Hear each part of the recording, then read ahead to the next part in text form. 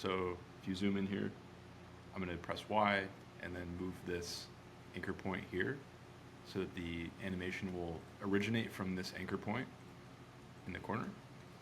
And what I'm going to do is I'm going to have this circle start down here. It's going to have a little anticipation. It's going to go up. It's going to do a little spin, and then it's going to come back down. So the first thing we'll do is go to position and right click on it and go to separate dimensions. And we'll set a keyframe for Y. We'll have it go like this. So this whole timeline is 3 seconds. So I'm gonna have it go like this. And then it's gonna go like this. I'm actually gonna move it down a little bit because this is going to rotate. So I wanna have room for it so that it doesn't go outside the bounds. So it's gonna have like a little anticipation. It's gonna go up. And then I'm gonna have it sort of hang in the air for a little bit. So I'm gonna copy and paste this keyframe. So it's gonna do this little spin move, and then it's going to come back down. All right. So there it is. And also, I'm gonna have this do a little bounce when it hits the ground. So now that this is on the ground, it's gonna go up a little bit. So I'm using the arrow keys to adjust this height. And then I'm gonna go back down and copy and paste this so that it's back on the ground. So if I play it, and I can adjust this a little bit. This is jumping a little bit too high. Needs to be pretty subtle.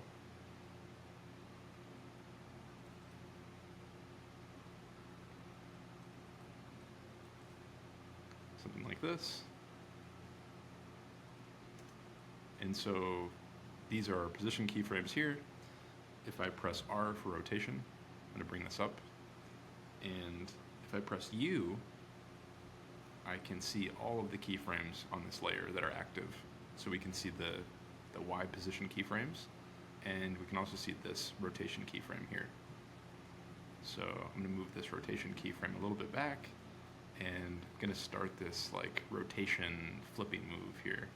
I'm gonna have it go a little bit past when it starts to fall back down. So I'm gonna take this, and I'm gonna move it this way. I'm gonna have it do a 180, or actually a full 360. So I can type in 360. There it is. I'm gonna move this a little bit just to give it a little bit more time. Let's see what that looks like. All right. So you can see it's doing a little spin move. And the first thing I'm gonna do is add easing to these keyframes, the position keyframes. So I'm gonna press F9 with all these selected and go into the graph editor. So now we have the value graph open. The first thing I'm going to do is grab this handle with shift. I'm gonna bring this way out because I want this to start really slow, and then it'll go quick. So like this. And then once this jumps up in the air, I want this to kind of hang. Well, actually, it's gonna go like this.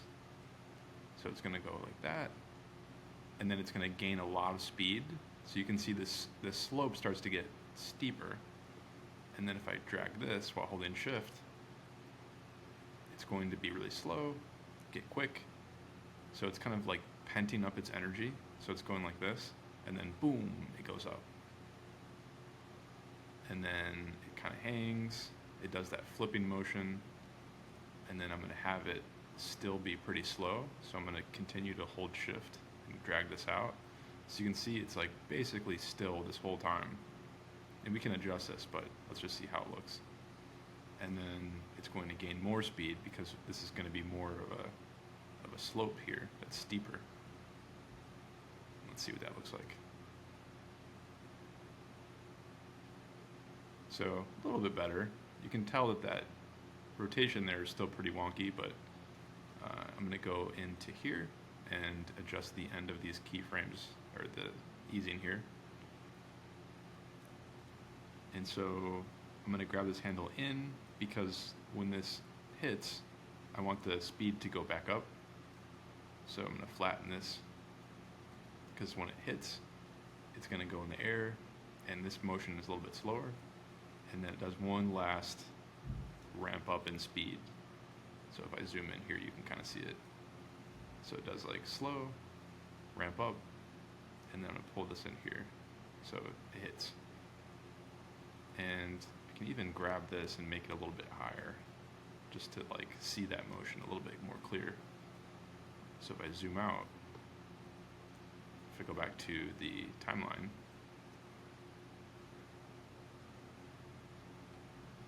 and I can actually spread out this rotation a little bit more.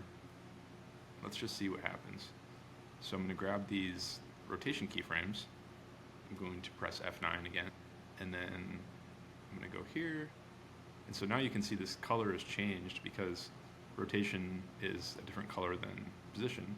And you can actually see all these together. So you can see now there's rotation, and we can also see the Y of the position there. So for now, I just want to see rotation. So the first thing I want to do is have the rotation start slow, and then it's going to get quick, and then it's going to end slow again. So to do that, I can drag both of these handles out.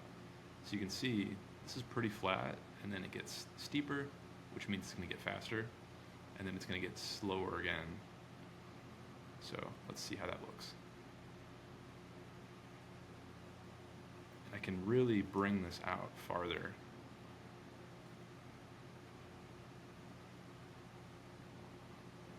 You can also exaggerate that ease. So it kind of feels like it's like swinging.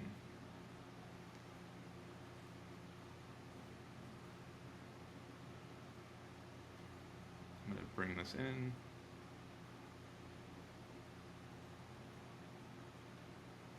I'm going to keep adjusting this to make it feel just a little bit better.